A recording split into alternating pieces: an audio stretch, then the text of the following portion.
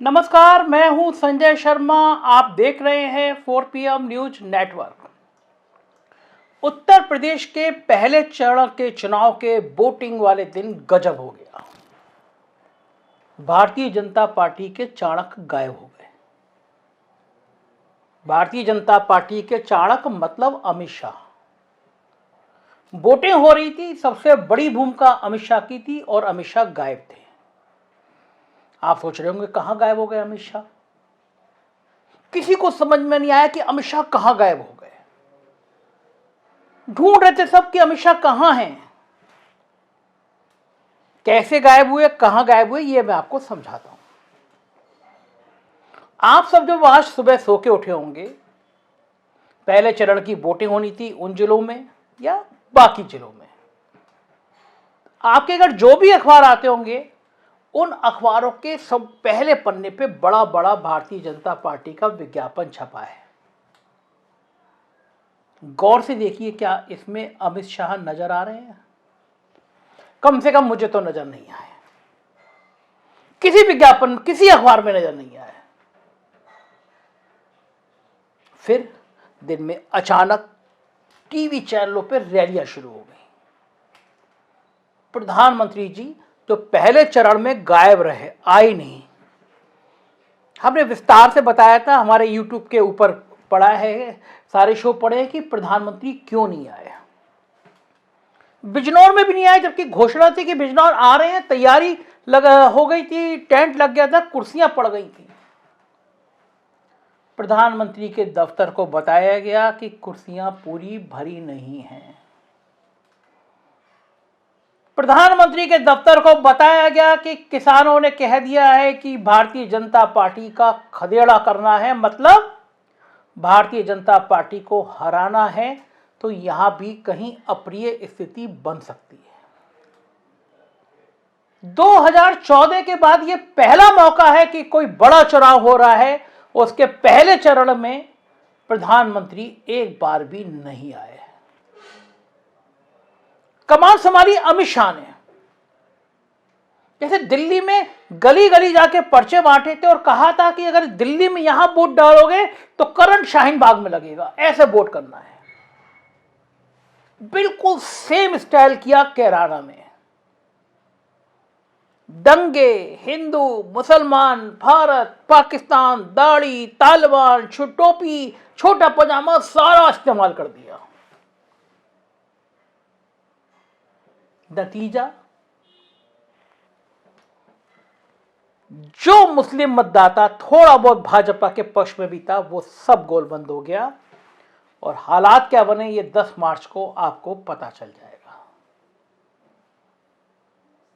24 घंटे पहले जो भारतीय जनता पार्टी ने इंटरनल सर्वे कराया, उसने पसीने छुड़ा दिए। पूरे पश्चिमी उत्तर प्रदेश की कमान संभाल लेते अमित शाह। हर मंच पर दिखाई दे रहे थे अमित शाह। भारतीय जनता पार्टी का घोषणा पत्र जारी कर रहे थे अमित शाह। पिछले 24 घंटे से गायब है। अब आप सोचिए, थोड़े तसल्ली से सोचिए, ठंडे मन से सोचिए, दिमाग लगा के सोचिए।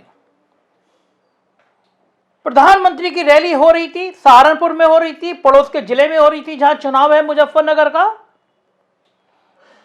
और सारे टीवी चैनल दिखा रहे थे, लगभग सारे। थोड़ी देर बाद मुख्यमंत्री अलग अलग जगह जा रहे थे और लगभग सारे टीवी चैनल मुख्यमंत्री को दिखा रहे थे, लाइव कर रहे थे। ये भारतीय जनता पार्टी ने डील पहले ही कर ली थी।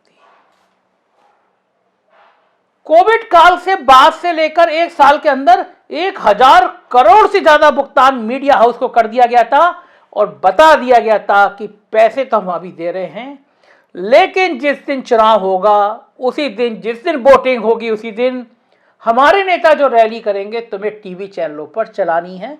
ये सारी बातें मौखिक हुई थी। 1000 करोड़ रुपए मीडिया पे खर्च कर दिया गया, सिर्फ इसलिए कि जिस दिन वोटिंग हो उस दिन प्रधानमंत्री, उस दिन मुख्यमंत्री तीखी तीखी बातें बोले और इधर वोट पड़ रहा हो और उधर टीवी चैनल इन बातों को दिखाते रहे। मेरा बड़ा सवाल यह था कि प्रधानमंत्री से ज्यादा आग तो अमित शाह लगा सकते थे। जो प्रधानमंत्री की रैली आज दिखाई गई, जो प्रधानमंत्री आज बोल रहे थे, उससे ज्यादा तीखा तो अमित शाह बोल सकते थे। अमित शाह उससे ज्यादा तड़का लगा सकते थे। मगर 24 घंटे पहले रिपोर्ट आई और रिपोर्ट में कहा गया कि सांप्रदायिक ध्रुवीकरण का मामला फेल हो गया। मेरे पास दर्जनों मैसेज आए अलग अलग जगह से। मैसेज में कहा गया कि वहां के जाटों में और मुस्लिमों में बहुत दूरी बन गई है, दोनों ही दूसरे को वोट नहीं करेंगे। पूरे पश्चिमी उत्तर प्रदेश को सांप्रदायिक तनाव में डालने की कोशिश की गई है, माहौल पैदा करने की कोशिश की गई कि एक लाइन खींच जाए। लाइन तो पहले चरण में नहीं खींची। सभी लोगों ने धर्म के इस अंधभक्ति को, सभी लोगों ने धर्म की इस नफरत की फैक्ट्री को छोड़कर सच में धर्म का पालन किया, जिस धर्म में कहा जाता है हिंदू मुस्लिम सिख ईसाई आपस में हैं सब भाई भाई। जाट समुदाय में मैसेज गया कि ये गर्मी निकाल दूंगा, शिमला बना दूंगा, दिमाग ठीक कर दूंगा। ये जयंत के लिए बोला गया है। स्मार्ट नेता है जयंत चौधरी, पलट के जवाब दे दिया,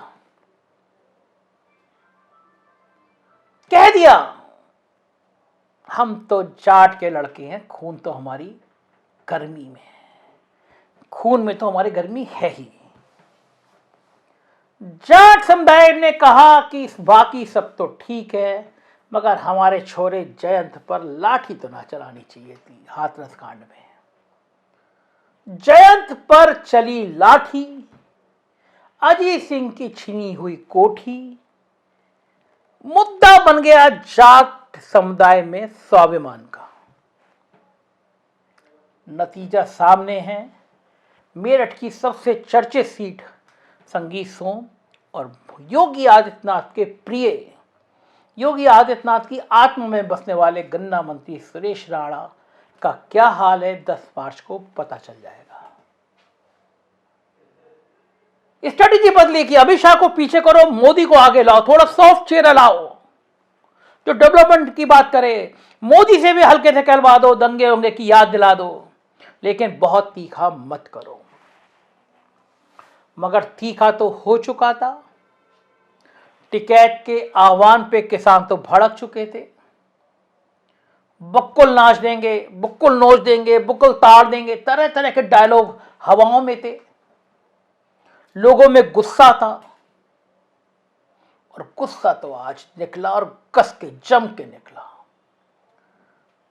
मेरे वीडियो बोलने तक ये पता चला है कि लगभग 2% वोट कम पड़े हैं पिछली बार के मुकाबले में जो पोलिंग हुई है, और जो ये 2% कम पोल है, ये पहले चरण का मतदान में लगभग 61.06 वोटिंग हुई है। 2017 में 58 सीटों पर 63.75% मतदान हुआ था, यानी इस बार 2% की वोटिंग कम हुई है। 2012 में इन्हीं 58 सीटों पर 61.03 की वोटिंग हुई थी, यानी 2017 में 2% वोटों का इजाफा हुआ था। और पिछली बार 2% वोट बढ़े थे तो बीजेपी को 43 सीटों का फायदा हो गया था। शहरी क्षेत्रों में गाजियाबाद में, नोएडा में वोटिंग कम होना बहुत खतरनाक संकेत हैं, और किसानों के इलाकों में जमकर वोटिंग होना और खतरनाक संकेत हैं किसी बड़ी पार्टी के लिए।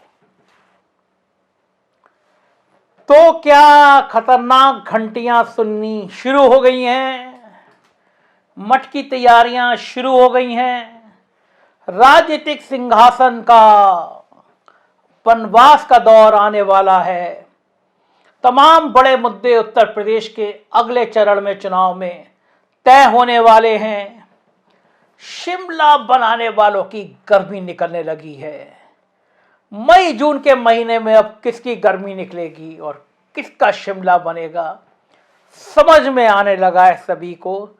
जो समझ नहीं आएगा वो हम बताएंगे। देखते रहिए 4PM न्यूज़ नेटवर्क। यही वो चैनल है जो सच सच और सिर्फ सच बताएगा। Thank you.